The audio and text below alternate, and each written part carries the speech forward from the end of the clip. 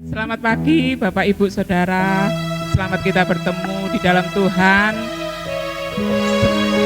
Mungkin sekarang Bapak Ibu masih ada di rumah, mungkin juga ada yang sudah di gereja. Mari kita sama-sama untuk kita memberikan hati kita untuk memuliakan nama Tuhan. Kita akan pujikan, Dia Yesus telah mati bagiku.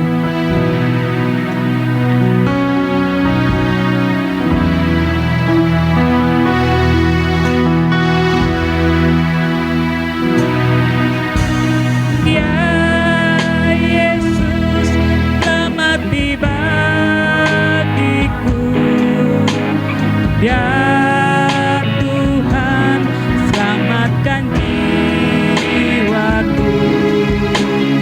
Bagi Dia pujianku, tak dapat ku balas kasih-Nya. Dia angkatku jadi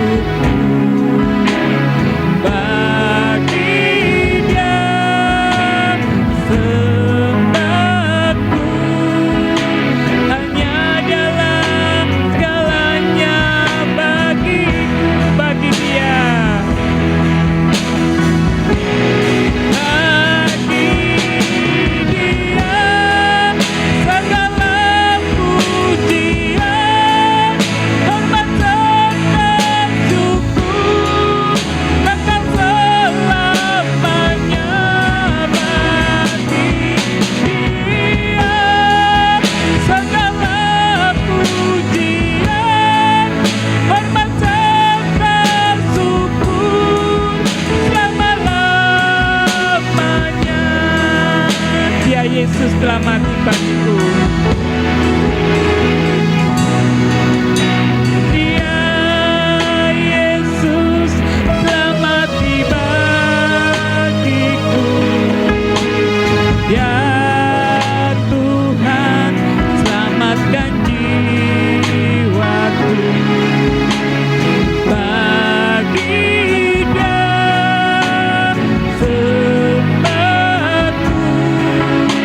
hanya jalan segalanya bagiku, bagi Dia.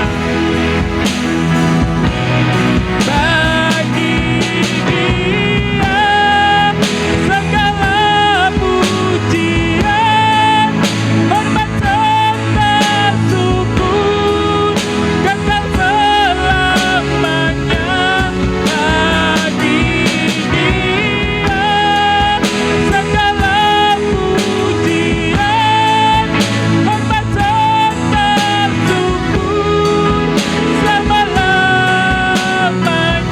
Dia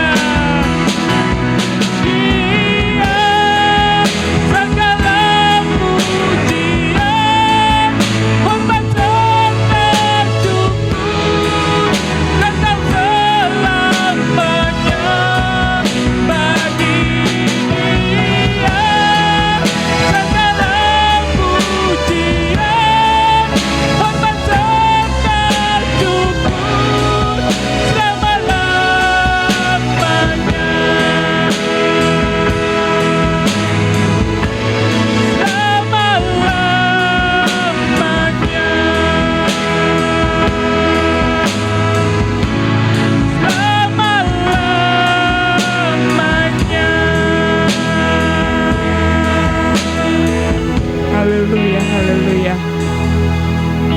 terima kasih Tuhan, jika pada pagi hari ini Tuhan, Kau masih memberikan kesempatan bagi kami Tuhan, untuk kami bisa memuliakan nama-Mu Tuhan, memberikan hati kami Tuhan, untuk guna kemuliaan-Mu Tuhan. Terima kasih Tuhan, terima kasih, pimpin kebaktian ini Tuhan dari awal hingga akhirnya. Biarlah hanya nama-Mu Tuhan yang dimuliakan, biarlah hanya nama-Mu Tuhan yang ditinggikan. Terima kasih Tuhan, terima kasih, pakai kami Tuhan yang melayani Engkau, untuk kami bisa memberikan yang terbaik buat Engkau. Terima kasih Tuhan, haleluya, amin. Puji Tuhan, tiba saatnya kita akan mendengarkan akan firman Tuhan. Kita persiapkan hati kita, pikiran kita, supaya kita menjadi tanah-tanah yang subur untuk ditabur oleh firman Tuhan. Kita akan pujikan lagu Tuhan Kaulah Pengharapanku.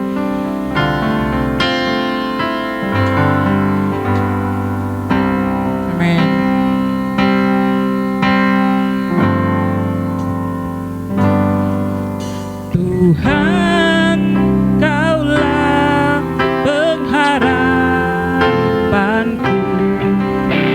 Ku percaya hanya kepadamu, Yesus.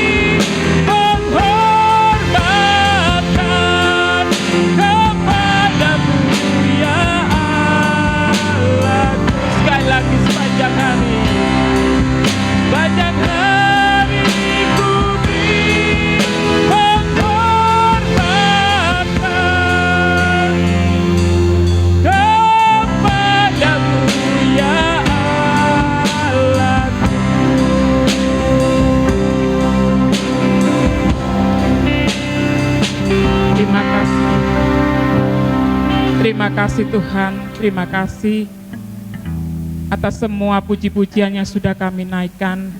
Biarlah semuanya Tuhan untuk kemuliaan nama-Mu. Tiba saatnya Tuhan kami akan mendengarkan akan firman-Mu. Biarlah Engkau pakai hamba-Mu Tuhan, supaya hamba-Mu Tuhan bisa memberikan Tuhan firman Tuhan yang bisa Tuhan menguatkan hati kami Tuhan, menguatkan pikiran kami Tuhan. Terima kasih Tuhan, terima kasih. Biarlah Tuhan Kau pakai hati dan pikiran kami dan pendengaran kami Tuhan, supaya apa yang hamba-Mu Tuhan firmankan Tuhan bisa menjadi buah yang subur Tuhan dalam kehidupan kami. Terima kasih Tuhan, terima kasih. Kami mulai firman-Mu Tuhan hanya di dalam nama Tuhan Yesus Kristus, Juru Selamat kami yang hidup. Haleluya. Amin. Segala puji, hormat, dan kemuliaan hanya bagi Tuhan kita Yesus Kristus. Damai sejahtera dari surga kiranya turun atas kita pada pagi hari ini. Shalom. Mari saudaraku yang kasih dalam Tuhan Yesus Kristus, kita akan baca di dalam 1 Korintus pasal yang ke-15 ayat 45 sampai 47 ya. Seperti ada tertulis, manusia pertama Adam menjadi makhluk yang hidup, tetapi Adam yang akhir menjadi roh yang menghidupkan. Tetapi yang mula-mula datang bukanlah yang rohaniah, tetapi yang alamiah. Kemudian barulah datang yang rohaniah. Manusia pertama berasal dari debu tanah dan bersifat jasmani. Manusia kedua berasal dari sorga. Haleluya. Tema khotbah pagi hari ini adalah The Last Adam atau The Second Man is the Lord from Heaven. Ya. Yesus adalah Adam kedua atau the second man ya. Saudaraku, saat-saat ini memang ada keraguan-raguan akan kealahan Yesus sebagai Tuhan. Dan itu sangat mencuat ya. Baik dari kalangan Kristen maupun non-Kristen. Mereka mengemukakan akan argumen-argumennya untuk membantah bahwa Yesus adalah Allah. Nah, dan salah satu kasus yang menjadi pembahasannya itu yaitu ketika Yesus dicobai. Di dalam kehidupan kita sebagai orang Kristen atau pengikut Kristus, tentu kita diperhadapkan dengan berbagai macam pencobaan di dalam kehidupan ini. Baik itu tingkat-tingkat yang berbeda antara kita semua, tetapi kita semua akan mengalami itu. Sebab seperti firman Tuhan sendiri berkata bahwa ketika kita itu memutuskan untuk percaya dan menerima Yesus sebagai Tuhan dan Juru Selamat, maka itu artinya kita sudah siap untuk memikul salibnya. Nah, berbicara tentang pencobaan, kita itu diingatkan kepada Adam sebagai manusia pertama yang diciptakan oleh Allah dan sekaligus sebagai manusia pertama yang mengalami pencobaan. Ya. Ketika Adam hidup dengan Allah di Taman Eden, dia melanggar akan titah atau perintah yang sudah ditetapkan oleh Allah. yaitu supaya tidak memakan buah dari pohon pengetahuan yang baik dan jahat. Nah, iblis sebagai pencoba, dia memang sangat giat untuk melancarkan aksinya, bahkan sampai saat ini. Dia senantiasa monitor, ya, ngintip setiap orang percaya ini. Keberdosaan dari Adam itu ya sangat fatal sekali, sebab menyebabkan semua keturunan itu turut berdosa, jatuh di dalam dosa. Tetapi oleh satu orang saja, yaitu Yesus Kristus sebagai Adam yang kedua ini, dia menunjukkan akan kesetiaannya di atas kayu salib. Dan oleh karena satu orang ini, seluruh dunia pun bisa diselamatkan. Nah, sekarang mengenai pencobaan Adam. Ya. Adam diberikan kelimpahan oleh Allah di Taman Eden itu sebetulnya. Kelimpahan diberikan kepada Adam itu ternyata tidak membuat Adam itu jadi puas. Ya. Rupanya masih ada ketidakpuasan. Nah, itu sebabnya iblis tahu juga, ya, ketika iblis dalam rupa ular itu mencobainya, Adam tidak bisa bertahan untuk melakukan perintah Allah untuk tidak makan buah terlarang itu. Sebab sekalipun iblis itu sebetulnya enggak berbicara kepada Adam, tapi dengan Hawa, ya. Namun dia tetap saja bisa dikatakan gagal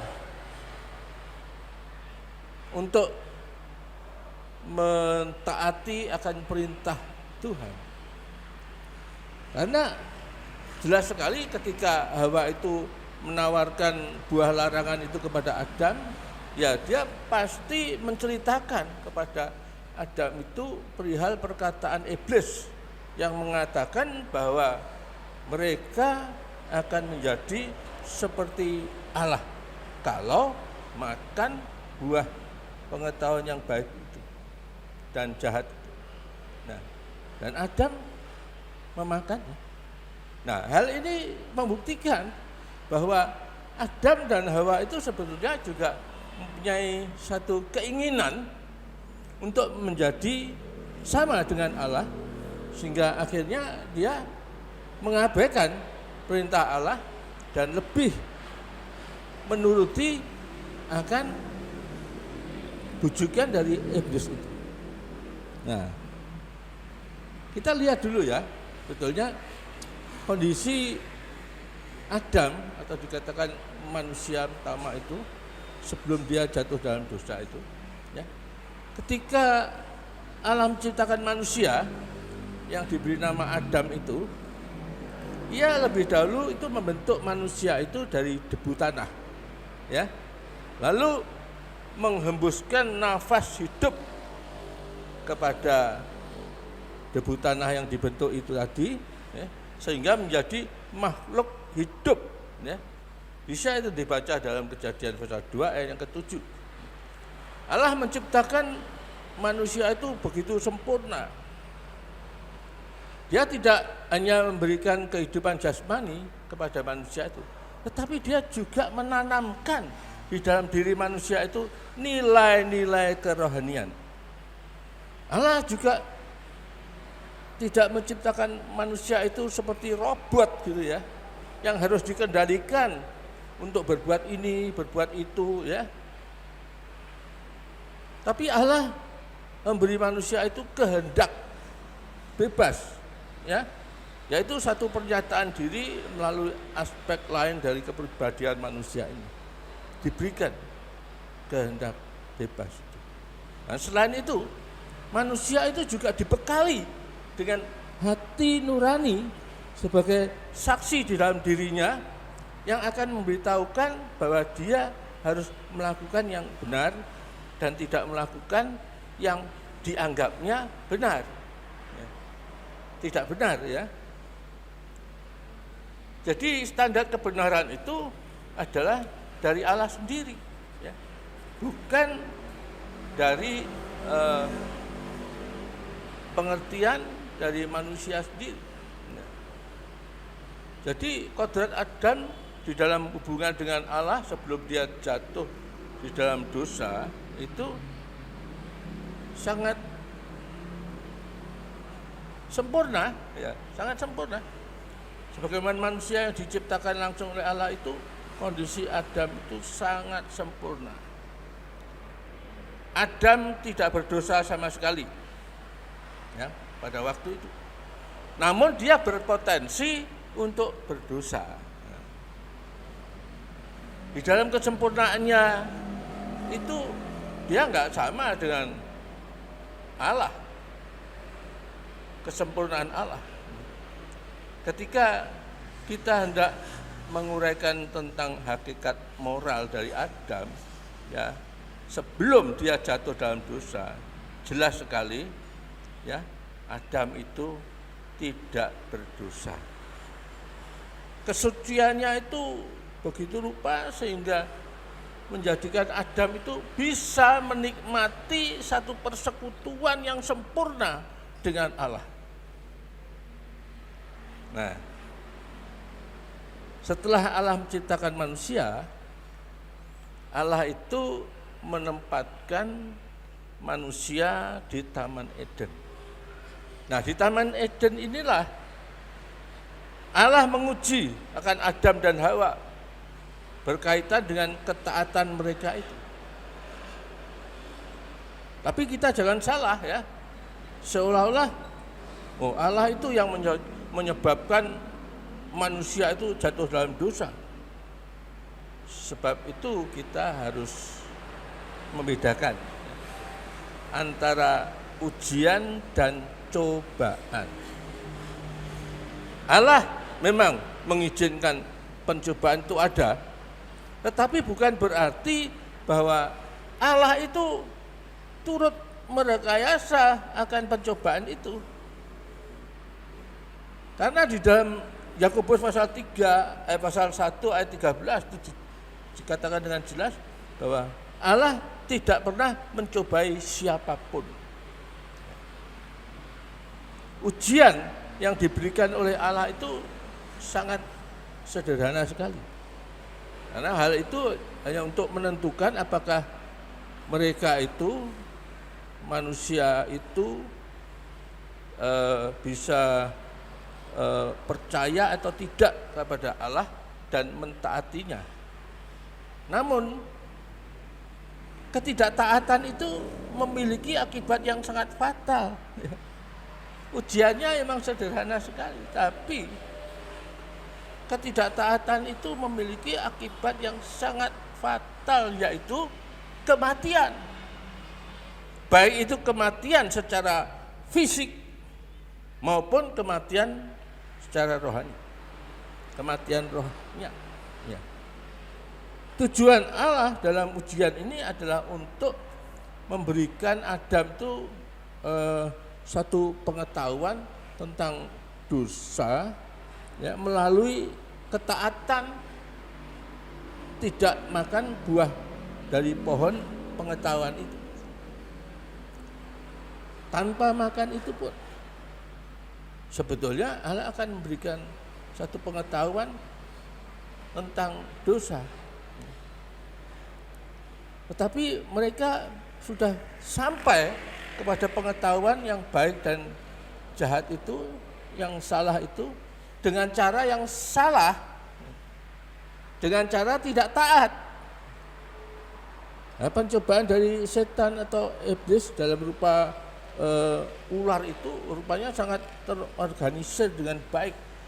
Sampai-sampai manusia yang akrab dengan Allah sekalipun itu sudah bisa terjebak masuk di dalam perangkapnya. Nah, sekarang kita perhatikan, ya, pencobaan yang dilakukan iblis itu ada 3 fase ya. 3 fase. Ya. Saya akan bagi menjadi 3 fase. Ya. Yang pertama di dalam Kejadian pasal yang ke-3, yuk kita lihat Kejadian pasal 3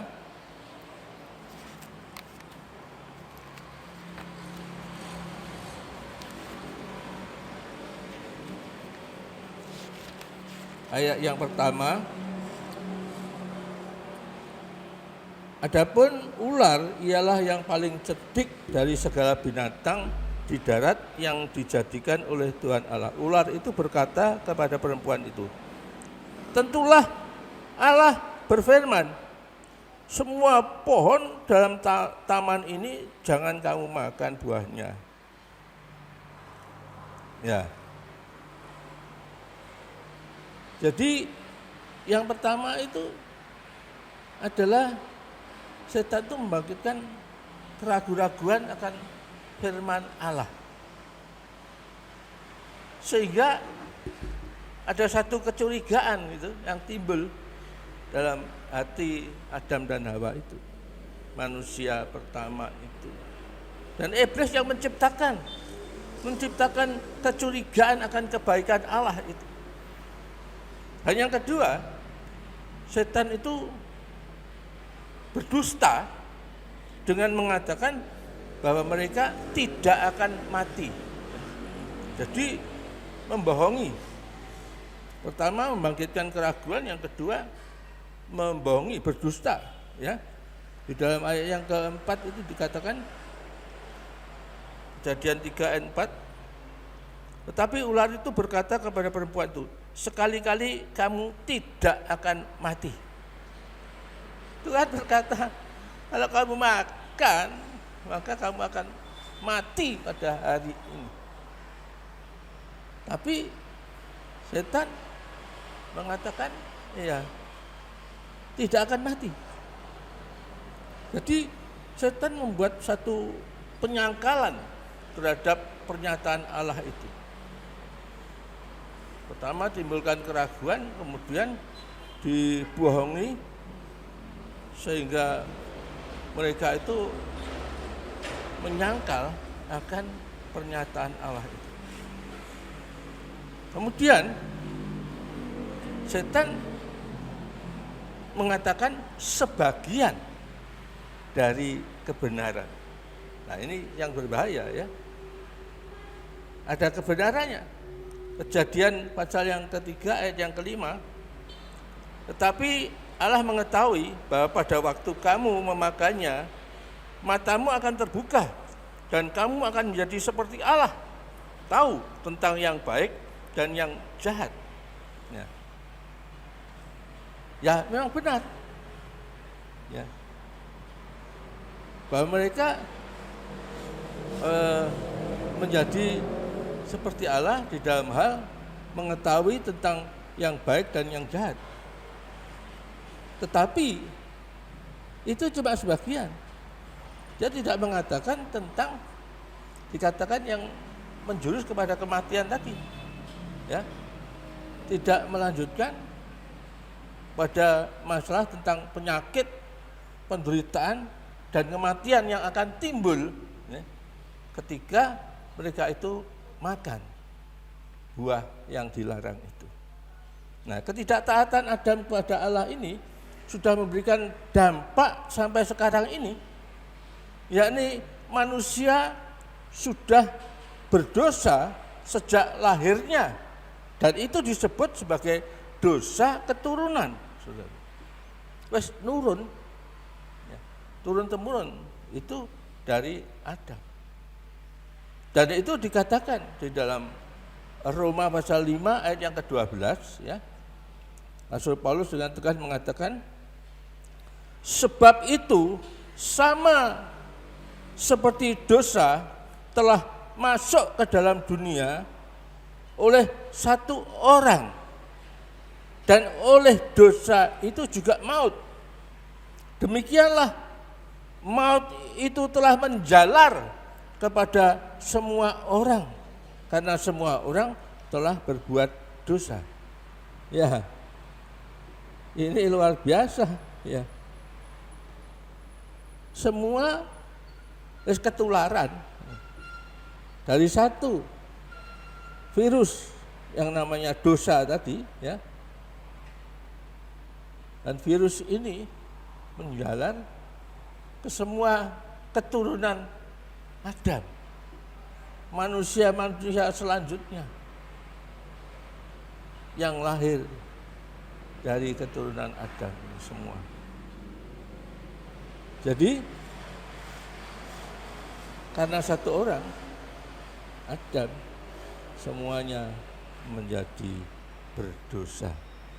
Inilah yang namanya dosa keturunan. Jauh sebelum kebenaran ini tulis dalam Perjanjian Baru, ya, dinyatakan oleh Paulus ini, Daud itu sudah tahu dan memahami akan kebenaran ini. Di dalam Mazmur pasal yang ke-51 ayat yang ke-7 itu dikatakan, sesungguhnya dalam kesalahan aku diperanakkan, dalam dosa aku dikandung oleh ibuku. Ya. Nah, inilah satu pernyataan dari Daud yang tahu akan kebenaran ini dan memahaminya. Aku dikandung dalam dosa, lahir procet, ya sudah, sebagai manusia berdosa di hadapan Allah. Padahal belum melakukan apa-apa. Nah, sekarang kita masuk kepada pencobaan dari Yesus. Sama dengan Adam, ya, Tuhan Yesus pun juga mengalami pencobaan. Ketika dia berpuasa di padang gurun selama 40 hari, 40 malam, ya, kita bisa melihat pencobaan yang dilakukan iblis itu sebetulnya ya tujuannya ya sama, untuk menjatuhkan. Tapi respon dari Adam kedua, ya, manusia kedua atau Adam akhir ini, ya sangat berbeda. Ya. Peristiwa Yesus dicobai di padang gurun itu merupakan salah satu bagian kehidupan yang sangat penting dari kehidupan Yesus di muka bumi. Pencobaan yang dialami oleh Tuhan Yesus itu tidak terpisahkan dengan peristiwa sebelumnya, yaitu pada waktu Tuhan Yesus dibaptiskan. Kedua peristiwa ini itu sama-sama berhubungan dengan masalah status Yesus sebagai anak Allah, yang pada saat ini sudah mulai membuat banyak orang itu mengalami keraguan-raguan terhadap kealahan Yesus. Dengan banyaknya argumentasi dari non-Kristen, ya, yang menyerang ke bagian ini.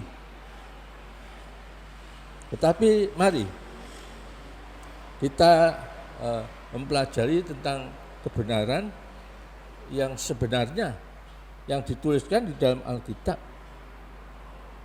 Nah, dengan jelas sekali kita melihat bahwa di dalam Lukas pasal yang ke-3 ayat yang ke-22, mari kita lihat bersama. Lukas pasal yang ke-3 ayat 22.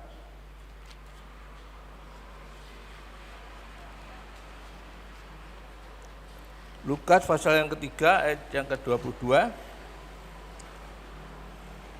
Ini adalah saat Tuhan Yesus dibaptiskan oleh Yohanes Pembaptis, ya. Dan turunlah Roh Kudus dalam rupa burung merpati ke atasnya. Dan terdengarlah suara dari langit. Engkaulah anakku yang kukasihi, kepadamu lah aku berkenan. engkaulah anakku yang kukasihi, kepadamulah aku berkenan. Jadi Bapa memproklamirkan Yesus sebagai anaknya. Ya. Juga di dalam Mazmur pasal yang ke-2, Mazmur pasal 2 ayat yang ke-7, Mazmur 2 ayat yang ke-7,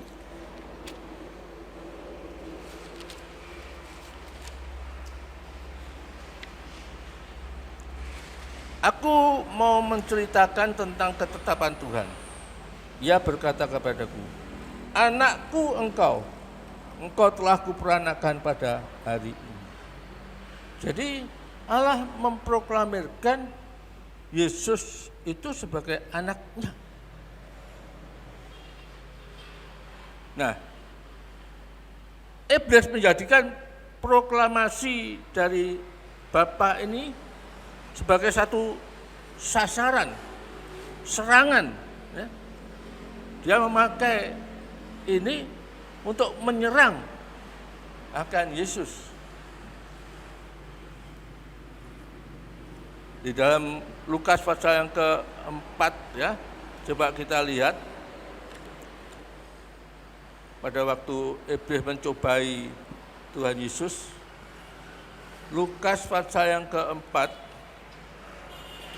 kita baca ayat yang ke-3.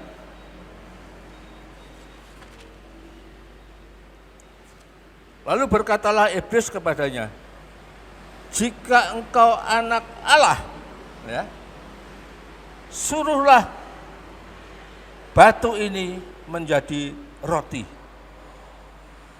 Nah ini, jika engkau anak Allah. Bapa memproklamirkan akan Yesus sebagai anaknya.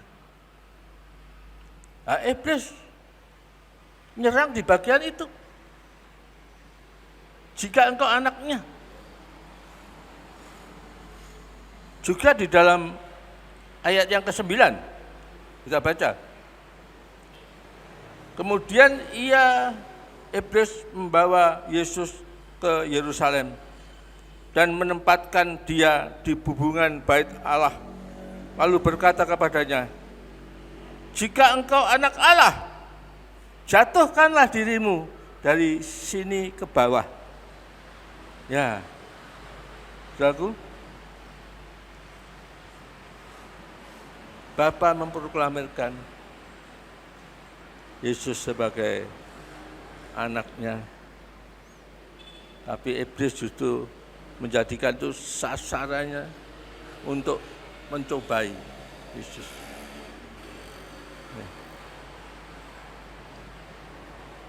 Bapa memproklamirkan sebagai anak yang akan menderita, yang akan disalibkan. Tetapi iblis berusaha menggoda Tuhan Yesus untuk mengambil jalan tanpa penderitaan dan tanpa salib. Ya, digoda. Kalau kau menyembah aku, ya, kau akan menikmati semua kekayaan di dunia ini.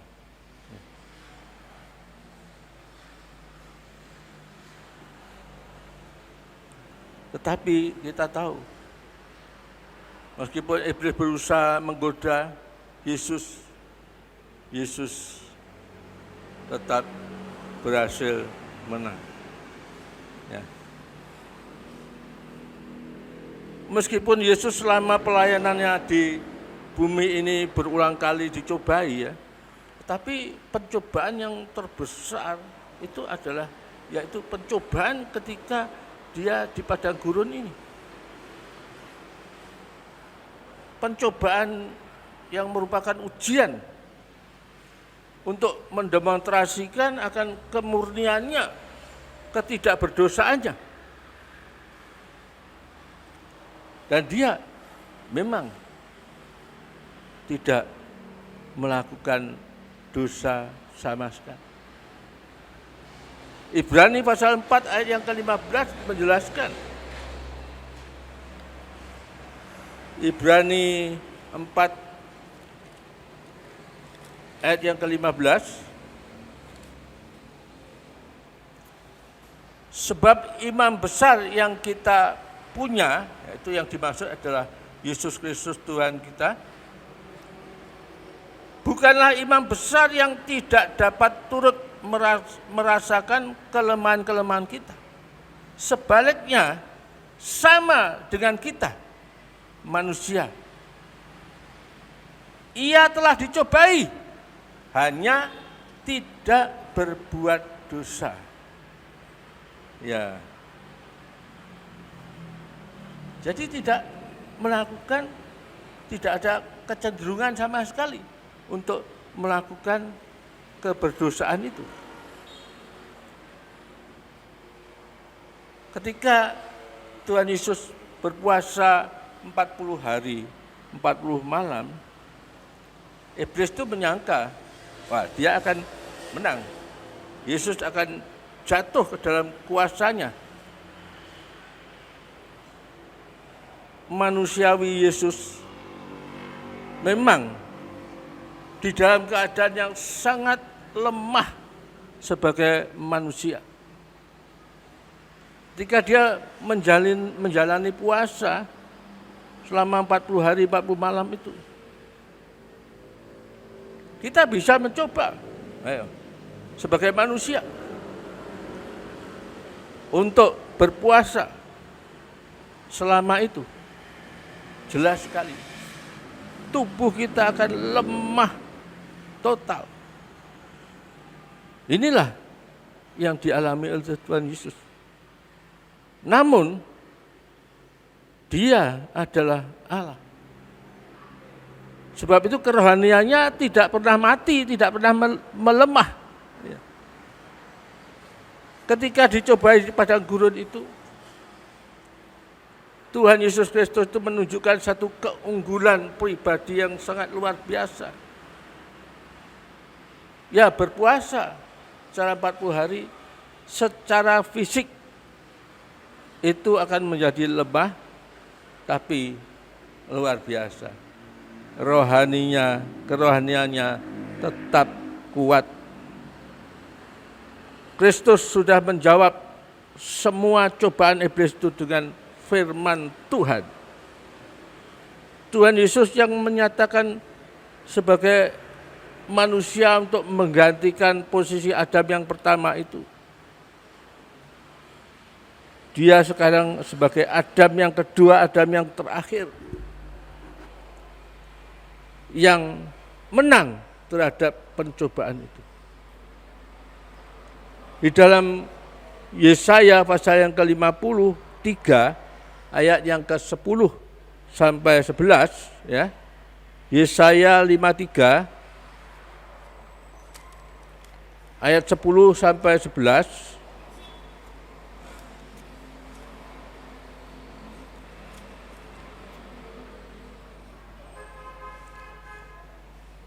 Tetapi Tuhan berkehendak meremukkan dia dengan kesakitan. Apabila ia menyerahkan dirinya sebagai korban penebus salah, ia akan melihat keturunannya, umurnya akan lanjut, dan kehendak Tuhan akan terlaksana olehnya. Sesudah kesusahan jiwanya, ia akan melihat terang dan menjadi puas, dan hambaku itu sebagai orang yang benar akan membenarkan banyak orang oleh hikmatnya, dan kejahatan mereka dia pikul. Ini menyatakan bahwa kalau Tuhan Yesus Kristus itu mau ya menyerahkan dirinya, maka keturunannya, ingat kata-kata keturunannya, umurnya akan lanjut. Ini berbicara tentang hidup kekal, saudara. Umurnya akan lanjut. Maka dia akan melihat banyak orang akan dibenarkan karena dia. Tetapi untuk itu semua, dia, yaitu Yesus Kristus itu harus menjadi korban. Ini satu perintah yang sangat berat ya. Tapi respon Tuhan Yesus itu berbeda dengan Adam. Adam tidak bisa. Tetapi Yesus, dia rela untuk menyerahkan dirinya. Dia memenangkan semua pencobaan dari iblis itu. Adam tidak sanggup. Ya, Adam tidak taat. Dan kita bersyukur Tuhan Yesus taat kepada Bapa dan Adam tidak taat. Dan kita sekarang memiliki Yesus dalam hidup kita. Iblis tahu saat Tuhan Yesus itu sedang dalam keadaan lapar, ya, kondisi fisiknya lemah dalam menghadapi semua pencobaan, tapi Yesus berhasil menanganinya dengan baik. Dia tidak terjebak untuk menggunakan keilahiannya. Karena pada waktu dia hidup di dunia ini sebagai manusia, Yesus memang tidak pernah menggunakan keilahiannya untuk kepentingannya sendiri, ya, untuk kepentingan pribadi.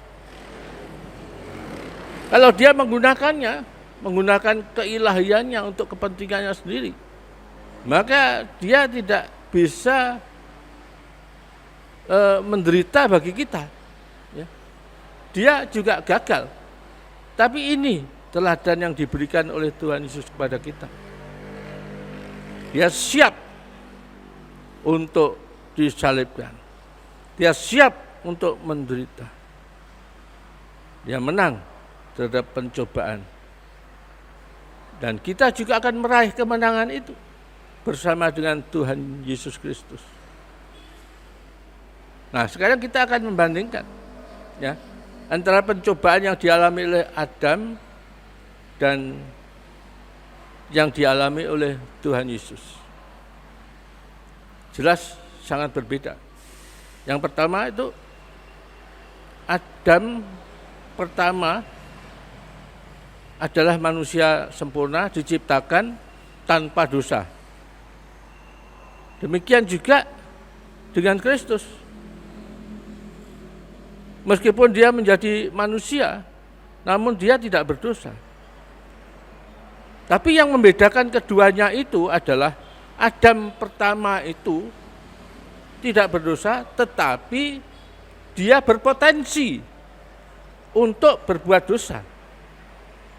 Sedang Adam kedua tidak berdosa dan tidak berpotensi untuk berdosa. Jadi kalau Kristus adalah manusia, maka pada saat dicobai apakah dia ada kemungkinan untuk berbuat dosa? Nah, ini yang jadi polemik, saudaraku. Berabad-abad yang lalu ini orang berusaha memberikan jawaban atas pertanyaan ini. Ya, Kristus tidak mungkin berdosa karena dia adalah Allah 100%. Tetapi di dalam kemanusiaannya apakah dia mungkin berbuat dosa? Nah, ini jawabannya ya jelas tidak. Karena di dalam diri Yesus adalah Allah yang tidak mungkin berdosa. Yesus adalah Allah, di dalam dirinya sama sekali tidak ada keinginan untuk berdosa. Itulah sebabnya Tuhan Yesus berhasil di dalam mengatasi pencobaan iblis itu di padang gurun ini. Nah, kalau kita terhisap kepada manusia yang pertama, dikatakan ya ada potensi untuk berdosa. Karena memang kita lahir dari darah dan daging. Manusia Adam. Tapi jikalau kita lahir dari Allah, dari benih Allah, nah, kita tidak berpotensi untuk berdosa. Itu dijelaskan dengan jelas oleh Yohanes di dalam suratnya 1 Yohanes pasal yang ketiga ayat yang ke-9, coba kita baca ya. Setiap orang yang lahir dari Allah tidak berbuat dosa lagi, sebab benih ilahi tetap ada di dalam dia dan ia tidak dapat berdosa karena ia lahir dari Allah. Haleluya. Ya. Jadi karena ada benih Allah di dalam diri kita, ya kita menjadi tidak ada kecenderungan untuk berbuat dosa. Karena kita lahir dari Allah, benih Allah. Tapi kalau benih Adam itu masih ada dalam kita, ya, dan kita tidak membuang, tidak mematikan manusia lama kita itu sehingga kita menjadi manusia baru, ya, terhisap kepada Adam yang kedua, maka kita tidak berpotensi untuk berdosa. 1 Yohanes pasal yang ke-5 ya, ayat yang ke-18 sampai 20 ya, kita lihat surat Yohanes 1 Yohanes pasal yang ke-5 ayat 18 sampai 20 ya. Kita tahu bahwa setiap orang yang lahir dari Allah tidak berbuat dosa. Tetapi dia yang lahir dari Allah melindunginya. Siapa itu? Ya. Itulah yang dimaksud adalah Kristus yang ada di dalam kita, yang menjadi milik kita dan yang memiliki kita. Akan melindunginya dan si jahat tidak dapat menjamahnya. Ayat yang ke-19, kita tahu bahwa kita berasal dari Allah dan seluruh dunia berada di bawah kuasa si jahat. Memang, ya. Tetapi ayat 20, akan tetapi kita tahu bahwa anak Allah telah datang dan telah mengaruniakan pengertian kepada kita supaya kita mengenal yang benar dan kita ada di dalam yang benar, di dalam anaknya Yesus Kristus. Dia adalah Allah yang benar dan hidup yang kekal. Jadi kita tidak mengikuti akan pola pikir orang dunia. Loh, Kristus kan bisa, kalau kita kan manusia biasa nggak bisa. Yesus Allah sejati memang. Tetapi di dalam kemanusiaan ya pasti ada kecenderungan untuk berbuat dosa. Tetapi kita diberikan pengertian yang benar pada saatnya. Ketika benih itu ada di dalam kita, ya, kecenderungan untuk berbuat dosa itu tidak ada. Karena apa? Yesus yang memungkinkan itu semua, bukan dari kemanusiaan kita. Jadi ya kita jawab ya, aku bisa, Aku pasti bisa, aku sanggup, aku pasti sanggup, karena Tuhan yang menyanggupkanku. Segala perkara dapat ku tanggung di dalam Dia yang menguatkanku.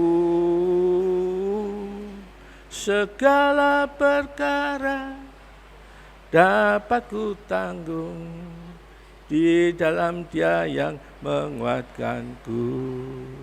Aku bisa, aku pasti bisa, aku sanggup, aku pasti sanggup, karena Tuhan yang menyanggupkanku. Ya. Kesimpulan yang kedua ya, Adam yang pertama itu berada di padang, tidak berada di padang gurun. Maksud saya itu Adam pertama itu adalah Yesus ya, Yesus Kristus. Tidak berada di padang gurun, tetapi Adam pertama itu di Taman Eden. Adam kedua tidak berada di padang gurun. Adam pertama di Taman Eden. Enak ya. Di dalam kondisi yang enak, di taman yang baik dan indah.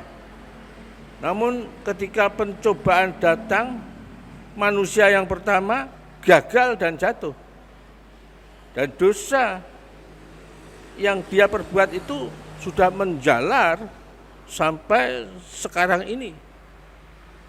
Kita ini ya menjadi berdosa karena keturunan ya, ada dosa keturunan.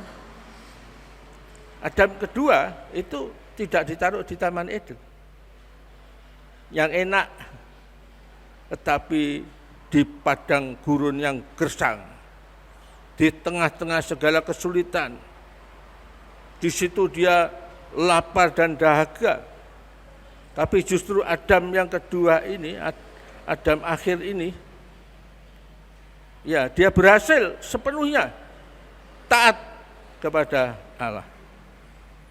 Yesus, Adam kedua, Adam yang akhir. Dia mengidentitaskan sebagai Adam kedua karena dikontraskan dengan Adam pertama. Manusia pertama itu. Adam pertama, manusia ciptaan Allah yang sudah berdosa, ya, dia gagal untuk mengemban amanat Allah atau mandat dari Allah. Tapi Tuhan Yesus Kristus, Adam yang kedua itu, dia sudah berhasil. Dan melalui dia, berkat-berkat Allah dan anugerah keselamatan diberikan kepada manusia keturunan Adam yang pertama ini, ya, sehingga kita itu dibaharui, diciptakan menjadi baru, menjadi manusia yang kedua itu, di mana Kristus ada di dalam kita. Ya. Dan apa akibatnya?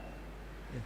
Nah, coba kita lihat dan kita baca pakai ayat yang terakhir, Roma pasal yang ke-5 ayat yang ke-15. Dan kita baca nanti 1 Korintus 15 ayat yang ke-22. Yang pertama Roma 5 ayat yang ke-15.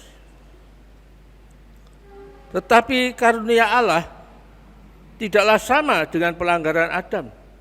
Sebab jika karena pelanggaran satu orang, semua orang telah jatuh di dalam kuasa maut, jauh lebih besar lagi kasih karunia Allah dan karunia-Nya yang dilimpahkannya atas semua orang karena satu orang, yaitu Yesus Kristus. Ya karena Yesus Kristus,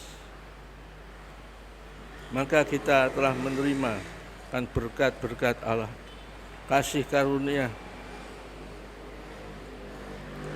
Lalu kita baca 1 Korintus pasal 15 ayat yang ke-22. Karena sama seperti semua orang mati dalam persekutuan dengan Adam, demikian pula semua orang akan dihidupkan kembali dalam persekutuan dengan Kristus. Nah, saudaraku, kalau engkau ingin mengalami hidup yang kekal itu,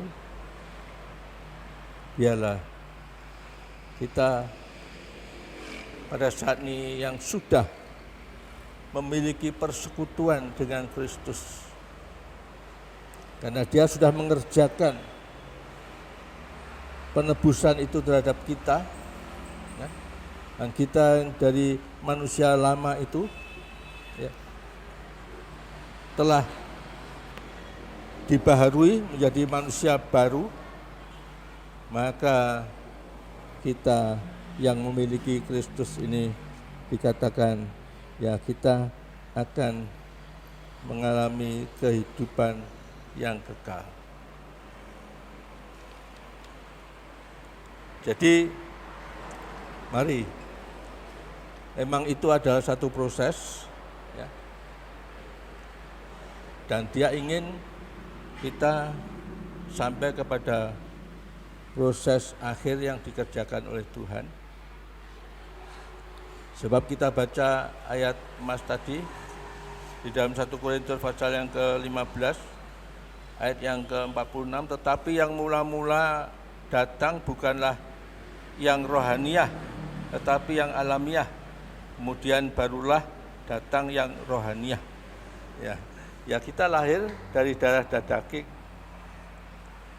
Ya, bukan yang rohaniah, tapi yang jasmaniah, alamiah. Itu mula-mula. Tapi kita harus mengalami kelahiran yang kedua. Lahir dari Allah. Nah, itu satu proses. Dan jikalau kita sudah lahir dari Allah dan memiliki benih Allah itu di dalam kita, kita akan menang bersama dengan Kristus, berjalan bersama dengan Kristus, tetap di dalam persekutuan dengan Kristus. Puji Tuhan. Mari kita masuk di dalam doa. Bapa Surgawi, hamba-Mu telah menyampaikan pesan dari firman Tuhan pada saat ini.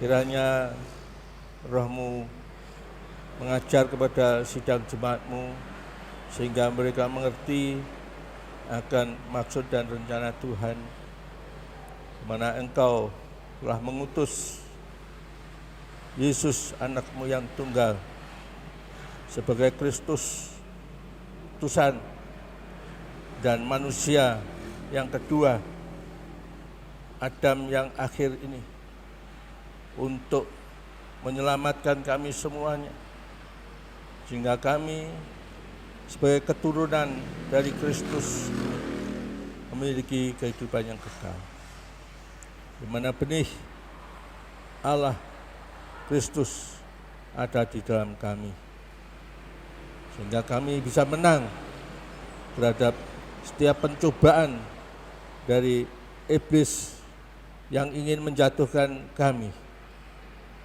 Kami akan selalu menang bersama dengan Engkau, karena Engkau yang memampukan kami. Terima kasih Tuhan, Engkau lawat sidang jemaat-Mu yang pada saat ini tekun mengikuti ibadah online di rumah mereka masing-masing. Biar berkat yang sama turun atas mereka seperti kami yang beribadah di gereja pada pagi hari ini. Terima kasih Tuhan, terima kasih. Dalam nama Tuhan Yesus Kristus kami sudah berdoa. Amin.